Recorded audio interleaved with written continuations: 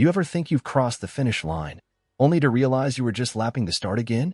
That's what it felt like the night I made the final payment. Amber was on the couch, her legs tucked under her, staring at some indie documentary she'd picked from Netflix. One of those moody films where no one smiles and everyone's deeply broken. She liked that stuff lately. Said it was emotionally cleansing. Whatever that meant. Me? I was leaning against the kitchen counter, phone in hand, the payment successful message glowing on the screen. $8,912.68 gone. But it wasn't just money. It was sacrifice. Extra shifts. Freelance jobs. Canceled trips. Hell, I even sold my motorcycle. I took a breath, walked into the living room, and dropped beside her on the couch. "It's done," I said, proud. "Last payment. You're officially debt-free." Amber didn't say anything right away. Just blinked at the TV like it had hypnotized her. Then she gave me this small smile, tight-lipped, like the kind you give a barista who got your name wrong, and nodded. "That's great." "That's great?" I thought she'd cry. I imagined some dramatic scene, her leaping into my arms, whispering thank yous into my neck, maybe even sex on the carpet in the living room. But all I got was that weak-ass smile. I chuckled awkwardly. "That's it. No, you're amazing. No jumping into my arms, no celebratory shot of tequila?" She laughed, but it was thin. "I'm just tired, babe. Long day. Sorry. I do appreciate it. You've done a lot." She leaned into me for a second, head against my shoulder, but the warmth wasn't there. It was like she remembered she was supposed to do it, like a rehearsed move. She even smelled different lately, more perfume than usual, something woodsy and strong. It used to be vanilla and cinnamon. I should have noticed more. The signs were there. I chalked her distance up to stress. She'd been working late, going to the gym more, getting quiet at dinner. But we'd been through slumps before. That's what long relationships do. They coast. Then they climb. Then they coast again. "Want to do something this weekend?" I asked. "Go out. Maybe that Korean barbecue place you like?" Amber hesitated. "I might be busy. The girls were talking about doing a spa day. We haven't hung out in a while." I nodded, lips pressed together. "All right. Maybe next weekend." She didn't answer right away. Then, "Yeah, sure. Next weekend." We sat in silence for a while. She watched the film. I watched her. The flickering light from the screen danced on her face, highlighting a certain coldness in her eyes I hadn't seen before. Or maybe I had, but didn't want to admit it. When we finally went to bed, she slipped under the covers without touching me. Turned away, curled up like a comma. I stared at the ceiling, one arm behind my head, wondering when exactly she'd stopped saying "I love you" before sleep. It had been a while. I didn't know it then, but I just paid the last installment on a relationship that had already ended. That night, I dreamed about us, early us. Back when we couldn't keep our hands off each other. When her laugh was real, full-throated, and she looked at me like I was the whole damn sky. That version of Amber felt like a stranger now. Like a character from a novel I'd read in college and half forgotten. Morning came too fast. She was up before me, dressed in black leggings and that tight tank top she never wore around the house. She was doing something on her phone, tapping away like she was texting for dear life. She noticed me looking and smiled, guilty, distant. "Heading to the gym," she said. "Want coffee?" I nodded. "Sure. Thanks." She poured it without looking at me, handed it over like a waitress might hand over a check. Then she was gone, out the door with her oversized gym bag and her 1,000-yard stare. I sipped the coffee. Lukewarm. Bitter. Just like everything else lately. And still, I didn't see it. Not really. But I would soon. Oh, I would. The first thing I noticed was the silence. It was a Tuesday. I remember that because my alarm didn't go off, the power had flickered during the night, and I woke up to a sunbeam cutting across the bed like a scalpel. I stretched, alone in bed. That wasn't unusual anymore. Amber had been getting up early to hit the gym. What was unusual was the lack of sound. No shower running. No blender in the kitchen. No makeup bag clattering on the bathroom counter. Just the kind of stillness that tells you something's wrong, even if you can't put your finger on it yet. I shuffled into the kitchen in nothing but boxers. Her gym bag wasn't by the door. The keys were gone. I figured she'd left already. I opened the fridge, pulled out some orange juice, and that's when I noticed it. The note. It was sitting on the counter, centered like it had been placed with intention. Amber's handwriting, neat, careful. My name written at the top, Ethan. I stared at it for a second, that surreal moment where your brain pretends maybe it's something else. A grocery list. A reminder. Anything but what you know it is. I opened it. Ethan, I don't know how to say this to your face. I don't have the strength. You're kind. You're loyal. You're everything a person should want in a partner. But I'm not happy. I haven't been for a long time. I need something else, something more. I've moved out. Please don't try to find me. I'm okay. I found someone who sees me, who understands me. His name is Kai. We met at the gym. I didn't plan for this to happen, but it did. And I won't lie to you about it. I'm sorry. Amber. My legs gave out. I slid down the side of the counter, my back hitting the cabinet hard. The paper fluttered from my hand like it had burned me. Amber was gone. Just gone. Not even a conversation. Not a warning. Not a fight. Just a letter and an empty closet. Because I went to check, heart thudding, pulse racing, and yeah, her side was bare. Hangers still swinging slightly, like they hadn't yet accepted she was no longer theirs. Her clothes, her shoes, her drawers, all cleared out. Even the damn perfume was gone from the vanity. It was like she'd vanished on purpose, erasing every trace of herself from the space we'd shared. Except for one. I found it when I went into the bathroom. On the shelf was a photo of us. One of the few framed ones we kept, us at Lake Michigan, 2 summers ago. My arm around her shoulders. Her face turned to mine.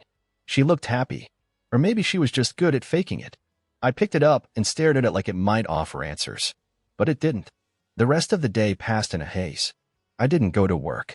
I called in sick, but I doubt I made much sense. I sat on the couch for hours, just staring at the walls. Every time I closed my eyes, I saw her face. Every time I opened them, I saw her absence. The bed, the closet, the dent in the pillow where her head used to rest. And Kai from the gym. That must have been the trainer she mentioned once or twice, the guy who helped her with her squats. Fucking squats. I imagined him tall, built like a Greek statue, tattooed arms and a shit-eating grin. Probably called her babe and made her feel young and wild again. Probably said things like, your man doesn't appreciate you, while spotting her during deadlifts. God, I was spiraling. I grabbed a bottle of bourbon from the cabinet, one we'd been saving for a special occasion. I figured being dumped and replaced was special enough. I drank half of it, then the rest. Then I cried. Not like a manly tear or two. I sobbed. The kind of crying that makes your ribs hurt. That strips you bare and makes you feel like a child again. It wasn't just about losing her. It was the humiliation. The betrayal. The fact that I'd been paying off her loans while she was busy fucking her personal trainer. The twisted poetry of it made me sick. She waited until the debt was gone. Until she was free. And then she left. Around midnight, I passed out on the couch, still in yesterday's clothes, surrounded by crumpled tissues and broken trust. I didn't dream. I was too empty for that. But the silence stayed. Loud. Mocking. Eternal. The doorbell rang just past 10 p.m., a sharp sound that cut through the low hum of the television I wasn't watching. I sat on the couch, feet bare, half a sandwich uneaten in my lap. The bourbon from the night before still lingered on my breath, and I wasn't sure if I was dreaming. I waited. Maybe it was a mistake. Maybe someone had the wrong house. Then it rang again. Slower this time. Almost hesitant. I peeled myself off the couch and shuffled to the door, not bothering to check the peephole. At that point, I didn't care who was on the other side. When I opened it, I was greeted by a familiar pair of eyes, blue, wide, and apologetic. Sophie, Amber's younger sister. She stood there in jeans and a loose sweater, bottle of wine cradled under one arm, her dark hair pulled back into a messy knot. I hadn't seen her since Christmas. She looked nervous, maybe even a little embarrassed. Hey, she said, her voice soft. Sophie. I heard, she added, lifting the wine slightly. Thought maybe you could use some company. Or at least this. I stared at her for a moment, unsure of what to say. My first instinct was to tell her to leave. That anything connected to Amber could go straight to hell. But then again, she wasn't Amber. And I was so fucking lonely. Come in, I muttered, stepping aside. She slipped past me into the living room and immediately made a face. Jesus, Ethan. You look like someone hit you with a truck. I snorted. Feels about right. She moved around the space like she'd been here 100 times, because she practically had. When Amber and I were good, Sophie was always around. Sleepovers, game nights, movie marathons. She'd fallen asleep on our couch more times than I could count. Back then, she was the scrappy little sister who got in the way but always made us laugh. Now she was grown. Still had that smart mouth, but something about her was sharper now. Polished. A little more careful. She found 2 glasses in the kitchen and returned with them, uncorking the bottle with the precision of someone who knew how to drink when things got heavy. She poured. I drank. We sat in silence for a few minutes, the kind that felt comfortable in a way that surprised me. I didn't know, she said finally, her voice low. I believe you. I wouldn't have come if I did. I mean, she hesitated. God, I don't even know what to say. Amber's always been impulsive. But this. I nodded slowly. She left a note. Sophie's face twisted. Of course she did. She's with some guy. Kai. Her gym trainer. Sophie winced like the name physically hurt. Jesus. Kai? She did mention him once. I didn't think. Yeah, me neither. We lapsed back into silence. I drank more. She matched me. At some point, the wine started to loosen my tongue. I told her about the loans, the payments, how I'd sold my bike, how I thought we were about to start a new chapter. Sophie listened, really listened. No judgment, no cliches, just quiet nods and the occasional curse when appropriate. She waited until you paid it off, she said. That's calculated. Yeah, her eyes found mine. I'm sorry, Ethan. You didn't deserve this. That almost broke me again. I swallowed hard, blinking fast. I don't even know who she is anymore, I whispered. She's been different for a while, Sophie admitted. Distant. We haven't been as close lately. Honestly, I thought maybe she was just dealing with work stress. I never guessed she'd pull this kind of shit. I laughed bitterly. You and me both. She reached out and touched my hand. Just briefly. But the warmth stayed. It was late by the time we realized the wine was gone. The bottle lay empty between us on the coffee table, our glasses resting nearby like tired soldiers after a battle. You should stay, I said, surprising myself. Sophie arched an eyebrow. Are you sure? I don't want to be alone right now. She hesitated, then nodded. Okay. Couch is fine. I grabbed her a blanket and pillow from the linen closet. As I handed them over, our fingers brushed. There was a moment, just a flicker, when her eyes met mine and neither of us looked away. But nothing happened. Not then. She curled up on the couch. I went to the bedroom. We both pretended not to feel the electricity humming in the silence. And for the first night since Amber left, I fell asleep without crying. Not because the pain was gone, but because someone finally sat with me in it. The morning sun hit differently now, like a spotlight exposing a crime scene. I woke to silence again, but it wasn't quite the same silence. Sophie was in the house. That changed the air somehow, made it feel less like a tomb and more like a place someone still lived in. I found her in the kitchen, hair a mess, eyes still heavy with sleep. She was trying to figure out the coffee maker like it was an alien device. I remember this thing being simpler, she mumbled. It's smarter than both of us before caffeine, I replied, reaching past her to flip the right switch. She smiled. Guess some things didn't change. But plenty had. We didn't talk much that morning. She poured coffee. I toasted some bread. It was quiet, but not heavy. There was an unspoken agreement not to mention Amber. At least not yet. That grief still sat too raw between us. After breakfast, she offered to help around the house, said she hated feeling idle. You don't have to do that, I told her. I know, but I want to. You shouldn't have to face all of it alone. I didn't argue. We started in the bedroom. I hadn't touched Amber's side since she left. Her pillow was still indented, the sheets slightly wrinkled, one of her earrings glinting from under the dresser. Sophie found it, held it up, then silently dropped it into the wastebasket without comment. We stripped the bed, washed the linens. Sophie opened the window, letting in fresh air that made me feel like I could breathe again. She folded clothes I didn't have the will to fold, picked up half-empty lotion bottles and stray hair ties like she was removing landmines from a battlefield. Every drawer she closed felt like a door shutting behind me. In the bathroom, I found a bottle of Amber's perfume. Sophie held out her hand. I'll take care of it. I gave it to her. Didn't ask what she did with it. I just knew it was gone. We moved room to room, packing away anything that screamed her name. Her favorite coffee mug. The blanket she always curled up with on rainy days. That framed photo of us in Chicago. Sophie hesitated when she picked that one up. You were really happy here, huh? I thought so. Her eyes flicked to mine. You were. I saw it. By the time evening came, the house looked the same, but it felt different. Cleaner. Sharper. Like someone had turned the contrast up on my life. We sat on the back porch after dinner, leftover pasta I barely tasted. Sophie had poured 2 glasses of red wine. A ritual, it seemed. The cicadas buzzed in the distance, and the sky glowed purple blue as the sun dipped behind the trees. I keep expecting to hear her voice, I said. Sophie glanced sideways. That'll take time. I keep remembering stupid things, like the way she used to hum in the shower, or how she'd get excited over Sunday crossword puzzles. Shit that didn't even seem important. That's how memory works, Sophie said softly. It clings to the little things. I sipped my wine, let the silence stretch. She wasn't all bad, I admitted. There were good years. No one's all one thing. I turned to her. What about you? How are you holding up with all this? She's your sister. Sophie took a long drink before answering. Honestly, I'm angry. At her. At myself.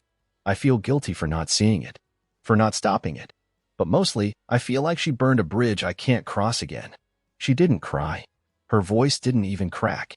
But there was weight behind her words, solid and final. I nodded. You didn't deserve this either.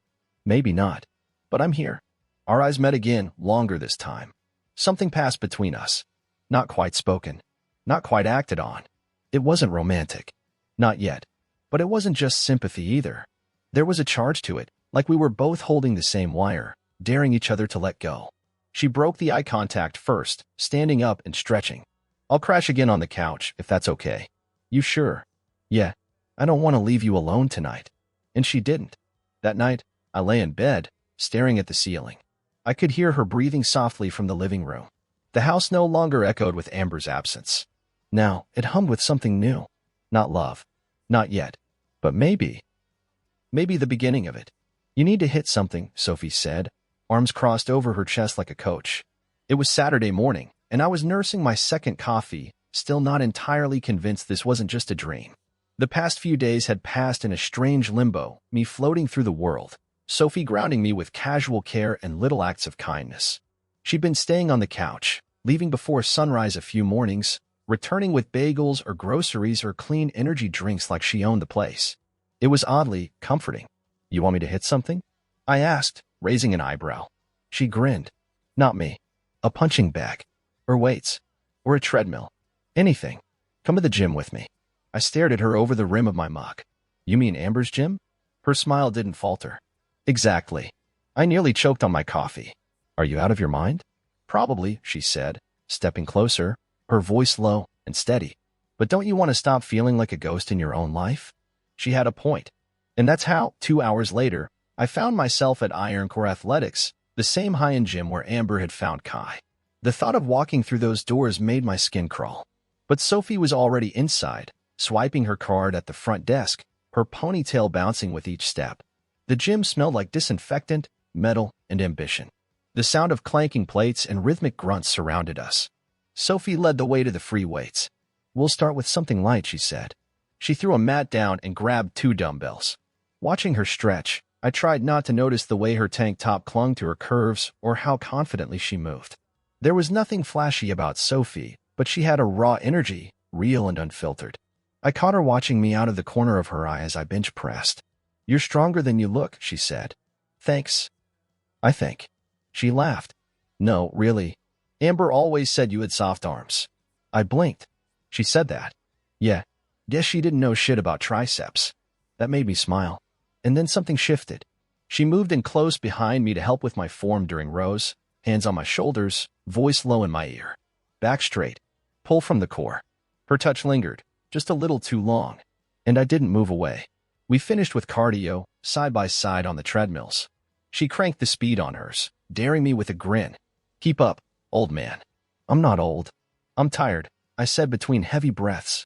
You're not allowed to be tired until you're sweating like a sinner in church. I barked out a laugh, but I couldn't help noticing how easily she kept pace. I'd forgotten how competitive she was. And then it happened. As we walked to the water station, drenched and breathless, I saw her, Amber, standing across the gym in sleek black leggings, her hair tied up, face glowing under the overhead lights. And next to her was Kai. Taller than I expected. Muscular. Arrogant. They were laughing about something, and then he wrapped his arm around her waist. It was casual. Intimate. Familiar. The air went out of my lungs. Sophie followed my gaze. Well, shit, she muttered. Kai noticed us first. He said something to Amber, and she turned slowly. Her eyes locked on mine. And that was when Sophie did something I'll never forget. She stepped in front of me, turned, and kissed me on the cheek. Not a peck. It lingered. Then she slipped her arm around my waist and smiled up at me like we'd been together for years. Amber's face changed, flickered with confusion, then something else. Anger? Jealousy? I couldn't tell. Kai's smile dropped. His arm tensed around her. "Let's go," Sophie whispered, her voice barely audible. We left without another glance. Outside, I leaned against the car, heart racing. "What was that?" I asked, still stunned. Sophie shrugged, wiping sweat from her brow. "Just making sure she knows you're not exactly curled up in a ball waiting for her." I looked at her. "Thanks. That was intense." She leaned in closer. "I don't regret it." For a heartbeat, we were frozen, sweaty, breathing heavy, hearts pounding for very different reasons. Then she broke the moment with a grin. "Come on, lover boy. I'm starving. My treat."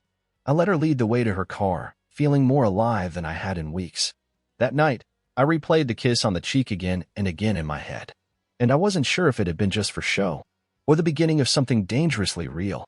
It started with laughter. One of those deep, belly laughs that sneak up on you after too much wine and a night of stories that stretch truth into something more entertaining. Sophie and I had been sitting on the floor of my living room, a half-eaten pizza between us, 2 bottles of Malbec down, and a third threatening to join the party. "I swear to God, Ethan, you were the worst Pictionary partner ever," Sophie giggled, half-slouched against the couch. "You drew a potato with legs and called it fast food." "It was fast food," I protested. "It was a baked potato with Nikes." She tilted her head back, letting out another laugh, and something about the way it echoed through the house made my chest tighten. The walls didn't feel haunted anymore. Not with her here. Not with that laugh. I took a long sip of wine and set my glass down. "You know," I said, "I haven't laughed like this in. I don't even remember." She looked at me, a little more serious now. "Yeah, me neither." The silence that followed wasn't awkward. It was heavy in the way tension is dense, charged, waiting to spark. She shifted closer, her knee brushing mine. "I'm sorry about earlier," she said quietly. "Earlier? At the gym? Kissing your cheek like that. I didn't mean to put you in a weird position." I shook my head. "You didn't." I honestly? It felt good. She looked up at me, blue eyes locked on mine. "Good. Yeah. Like I mattered again. Like I wasn't just the guy who got left behind." She nodded slowly. "You do matter, Ethan." The way she said it, like it was absolute truth, hit me hard. I hadn't felt truly seen in so long. Not even in the final months with Amber. Her hand moved, fingers brushing lightly over mine. She didn't pull away. "Can I ask you something?" she whispered. "Yeah. Do you ever think about what it would have been like if we'd met first?" I blinked, my breath caught somewhere between my chest and throat. "You were just this punk kid when we met," I said, trying to smile. "And now," I trailed off, looking at her lips. Full. Bare. So close. "Now you're a woman I can't stop thinking about." That did it. She leaned in first. Just a tilt of the head, the barest closing of space. I met her halfway. The kiss was soft at first, tentative, tasting of red wine and hesitation. But then it deepened, her fingers sliding up into my hair, my hand cupping the side of her face.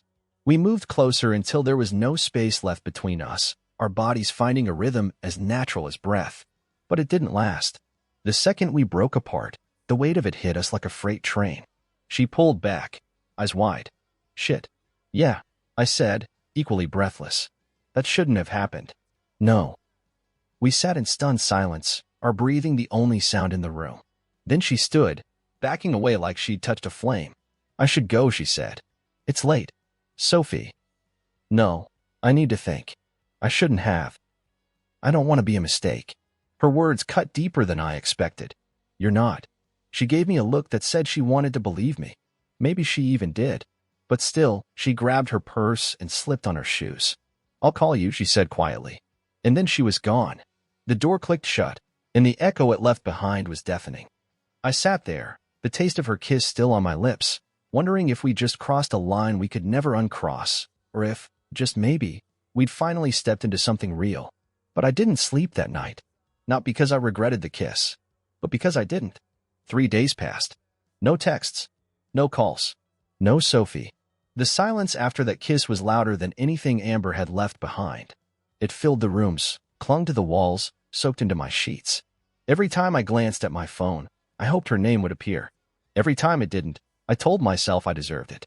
I didn't chase her. Not because I didn't want to. Because I was afraid she'd tell me the kiss was a mistake. That it meant nothing. That we were just two broken people trying to fill a void. And then, late on a rainy Thursday, the doorbell rang. I opened it to find Sophie standing there, soaked from head to toe, her hoodie clinging to her skin, hair dripping in dark waves down her shoulders. No umbrella. Just her and a look in her eyes that made the air between us electric. "Can I come in?" she asked. I stepped aside. She walked in like she hadn't been gone for 72 hours of silence and tension. She stopped in the middle of the living room, looked around like she was checking if the walls still remembered her. "You didn't text," I said, finally. I didn't know what to say. And now, she turned to face me.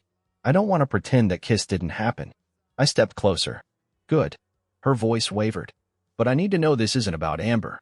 That you're not using me to get back at her." I reached out, tucking a wet strand of hair behind her ear. "Sophie, the second you kissed me, I stopped thinking about Amber." She swallowed hard, her breath catching. "I'm not over what happened," I admitted. "But I'm not broken either. And what I feel for you, it's not revenge. It's not rebound. It's real. Scary as hell, but real." Her eyes searched mine. Then she stepped forward, deliberately this time, placing her hands on my chest.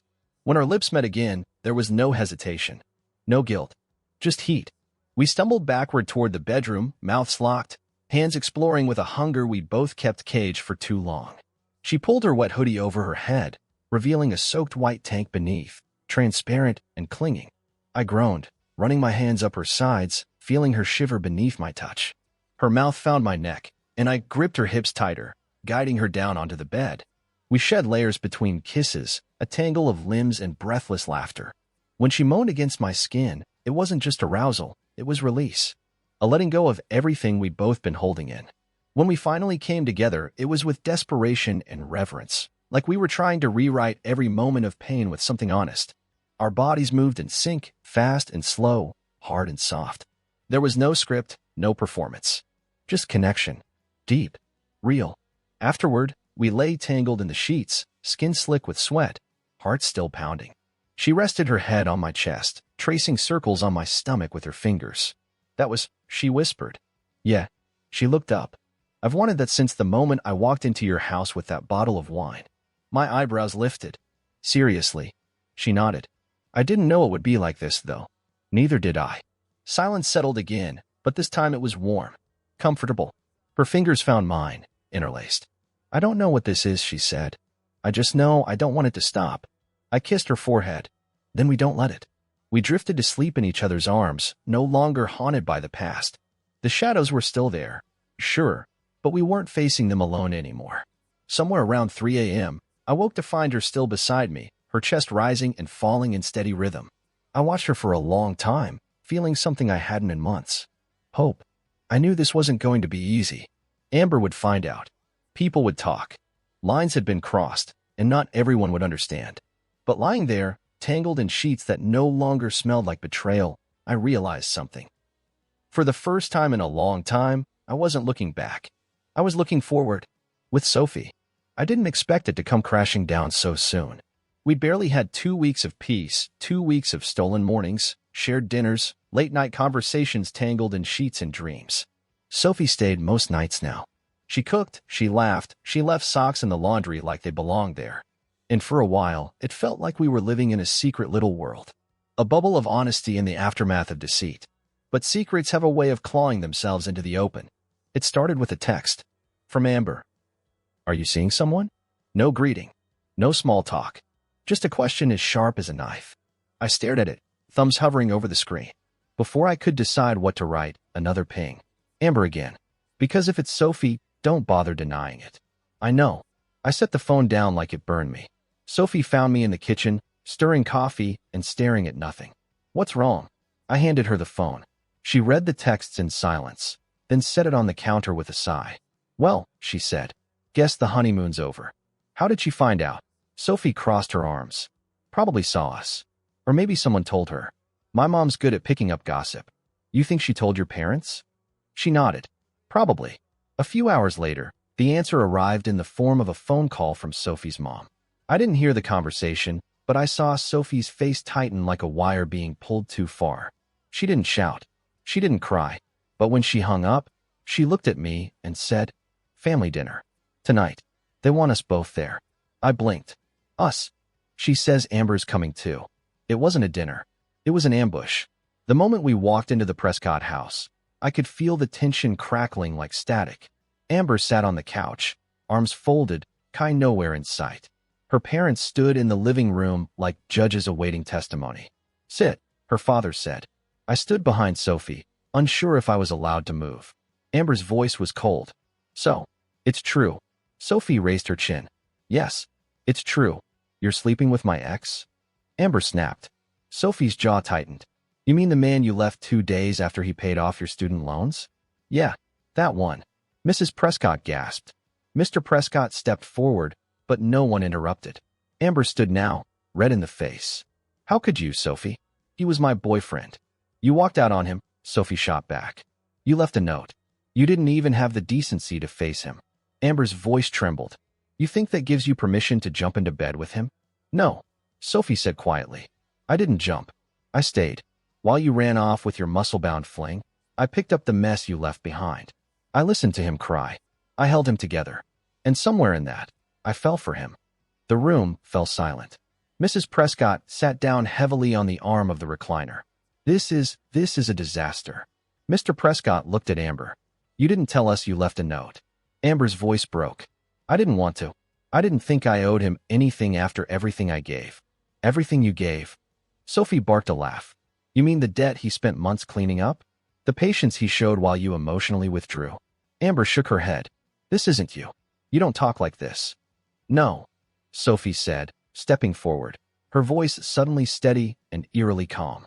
"You don't know this version of me because you were always too busy looking in the mirror." Amber looked at me for the first time. Her eyes weren't angry now. They were hurt, and maybe, somewhere deep, confused. "Do you love her?" she asked. It caught me off guard, but I didn't flinch. "Yes." She nodded slowly. "Then I guess we're done for real." "You were done the minute you walked out," I said. Amber turned and left without another word. The door didn't slam, but it didn't need to. Her silence said it all. Mr. Prescott cleared his throat. "This is complicated." Sophie exhaled. "No, it's really not. She made a choice. I made another." Mrs. Prescott just looked between us, her expression unreadable. "You should go," she said gently. "We need some time." We walked out together, hand in hand. No words, no drama, just the truth, finally spoken. And for the first time in what felt like forever, it was enough. People talk, especially in small towns with big mouths. By the end of the week, the news had spread like spilled wine on white carpet. Amber left Ethan. Amber's sister moved in. Ethan and Sophie, together. Like that. We were the story now. Whispers over coffee, raised eyebrows at the grocery store, passive-aggressive social media posts. And we didn't care. Mostly. Except when the comments came from people we knew. Mutual friends. Former friends. Acquaintances who suddenly had opinions about loyalty and boundaries and what was appropriate. The first time I ran into someone who actually said something to my face, I was at the hardware store. Chris, Amber's old co-worker, the one with the superiority complex, saw me in the paint aisle and walked over like he owned the place. "You know," he said casually, leaning on the cart, "this whole Sophie thing? It's kind of tacky." I looked up from the color swatches. "Tacky?" He shrugged. "I mean, come on. That's her sister. She left me." "Yeah, but still." "Optics, man." I held up a sample of slate gray. "You think this goes better with a fresh start or a healthy dose of minding your own business?" He didn't say anything after that. I got a lot of moments like that. Sideways glances. Forced small talk. Questions wrapped in concern. But none of it compared to Amber. She called a week after the dinner. I almost didn't answer. Her voice was soft. "Wounded. Ethan. I made a mistake. I didn't say anything." She continued. "Kai and we weren't what I thought. It got messy. He's not who I thought he was. And I miss you." The words hit with dull force. The kind that once would have shattered me. Now, they barely left a mark. "I'm with Sophie," I said. "I know," she whispered. "But you don't have to be." I exhaled. "You left, Amber. And I let you go. You still love me." I paused. "I did. But not anymore?" "I don't know how to explain it," I said. "I spent months trying to fix something you were already planning to walk away from. I emptied my savings. I poured everything into our future. And you left with the last piece of me. She was quiet for a long time. Then, I didn't think she'd replace me. She didn't. She's not just a rebound? No. She sniffed, and for a second, I almost softened. Almost. But then I remembered the note. The closet. The silence. I should have treated you better, she said. Yeah, I replied. You should have. And I hung up. Later that night, Sophie found me on the back porch, sipping a beer and staring at the stars like they might answer something. She joined me without a word, curling her knees to her chest on the cushion beside me. She called, I said. I figured. She wanted to come back. Sophie was silent for a moment. Do you want her to? No. She turned to me, brushing a lock of hair behind her ear. Even after everything we've started, there's still a part of me that wonders if you'll look at me one day and see her. I reached for her hand. When I look at you, I see the person who stayed. The one who didn't flinch when I was at my worst. The one who helped me rebuild. She blinked. You're not just healing from her, Ethan. You're healing from who you were with her. I nodded slowly. You're right. With Amber, I was always trying to prove I was enough. With you, I just feel enough. We sat in silence after that, the good kind. The kind that fills the space between two people who know where they've been and still choose to be right here. The world outside kept buzzing. People kept whispering. Amber kept unraveling. But inside these walls, in this house that once felt like a graveyard of broken promises, there was laughter again. There were dishes in the sink from two people who ate real meals together. There were towels on the floor and forgotten coffee mugs and nights spent tangled in bedsheets and conversation. We were messy, but we were ours. They say you don't realize how heavy something is until you finally put it down. That's what it felt like, being with Sophie. Every day I spent with her was another brick off my shoulders. The debt I'd paid for Amber, financially, emotionally, spiritually, wasn't just about money. It was about the version of me I had buried beneath her needs. And now, I was finding him again. Sophie saw it first. You smile more now, she said one morning, lying beside me as the sun filtered in through the blinds. Not the forced kind either. The real one. I kissed her shoulder. I forgot I even knew how. We moved through life like two people rediscovering what it meant to actually live. Weekends were for farmers markets, old records, and trying to cook recipes we'd butcher with laughter. I started waking up earlier voluntarily. I began running again.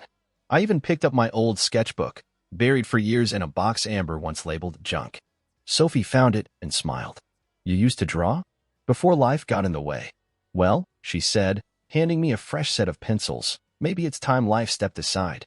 But the biggest change came one afternoon when we were lying on the couch, a thunderstorm cracking through the sky outside.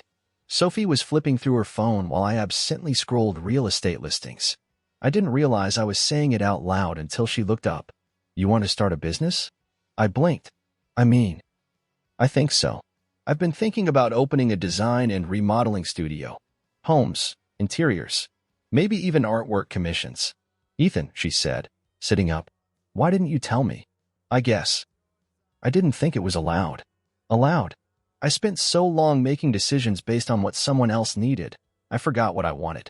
She took my hand. So what do you want? You. A future that isn't built on compromise, but on choice. A business I'm proud of. A home that actually feels like home. She smiled. So do it. And I did. I cashed out what was left of my savings, not much, but enough to start. Sophie helped me come up with a name.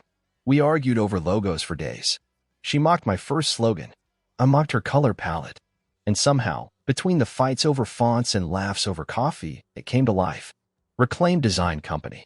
A company born out of ruins. Reclaimed space. Reclaimed heart. We converted the garage into a studio. Sophie, with her eye for aesthetics, became an unofficial partner. She wasn't just support, she was vision. She saw what I didn't, challenged what I assumed, and believed even when I didn't.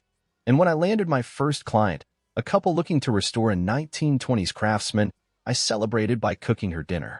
Real dinner. Candles and everything. She walked in that night, heels clicking, face flushed from the autumn air. What's all this? She asked, eyes wide. My way of saying thank you. She looked around the room, the warmth, the table set for two. And then her eyes fell on the small black box beside her wine glass. She froze. Ethan. It's not a ring, I said quickly. Not yet. She exhaled, laughing through her nerves. Oh my God. You almost gave me a stroke. I opened the box. Inside was a brass key. To the studio, I said. It's yours too. She stared at it for a long second, then looked up at me, eyes shining. You didn't have to do this. I wanted to. You didn't just help me start a business, Sophie. You helped me find myself again. She stepped forward, sliding her arms around my waist. You were never lost. Just buried. That night, we didn't just make love. We made something else. Something quieter. Deeper. A sense of belonging I didn't know I craved until she gave it to me. Amber was a chapter, but Sophie was a story. And for once, I wasn't living in someone else's plot. This one was mine. Ours. Weddings were never my thing. Too much performance. Too many expectations. Too many conversations that start with, so how do you know the bride? But this one was different. It was one of our mutual friends, Jason, getting married. The guy who'd introduced Amber and me in the first place, ironically. The one who always said we were perfect for each other. He hadn't picked sides when the breakup happened. He just texted me once, "You okay?" And then months later, "You and Sophie, huh?" Unexpected. But I get it. The wedding was at a vineyard just outside town. Warm spring breeze, open bar, people dressed like magazine ads. Sophie looked stunning in a deep green dress that made her eyes even bluer, if that was possible. Her arm slipped through mine as we walked up the gravel path, and I could feel every stare. Some whispered. Some didn't bother hiding it. And then I saw her. Amber. Standing by the bar, alone. Hair curled just right. Lipstick dark. Dress flattering. But her smile didn't reach her eyes.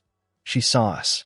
Her eyes flicked from my face to Sophie's hand on my chest, to the way I leaned into her laugh. For a moment, she looked like she wanted to say something. Maybe walk over. Maybe make a scene. But she didn't. She just turned back to her drink. Sophie leaned in close. She's here. I know. You okay? I am. And I was. It hit me fully in that moment. I didn't feel anger. I didn't feel bitterness or revenge or that hollow ache that used to sit in my chest every time I saw a flash of her in my memory. I felt nothing. No, not nothing. Peace. We found our table. Jason gave a hilarious toast. Someone played Can't Help Falling in Love on the violin. Sophie rested her head on my shoulder as the lights dimmed and the first dance began. And I realized something important. Paying off Amber's debt had been the worst financial decision of my life, and the best emotional investment I ever made. Because it broke me. And that break made room for Sophie. Later that evening, Sophie and I danced under the string lights, the music slow and familiar. She held my gaze, her fingers laced behind my neck. You know, she whispered, if we ever get married, we're eloping. I laughed. No big vineyard wedding with monogrammed napkins? Just you, me, and a beach somewhere quiet. You drive a hard bargain. She smiled. You love it. And I did. When we left, we passed Amber by the exit. She looked at me for a beat too long. There was something in her eyes, regret, maybe, or just the realization that I was no longer hers to understand. I nodded once, not out of kindness, not out of cruelty, just closure.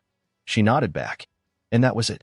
In the car, Sophie kicked off her heels and sighed. Think we'll ever stop being that couple people talk about? Let them talk, I said.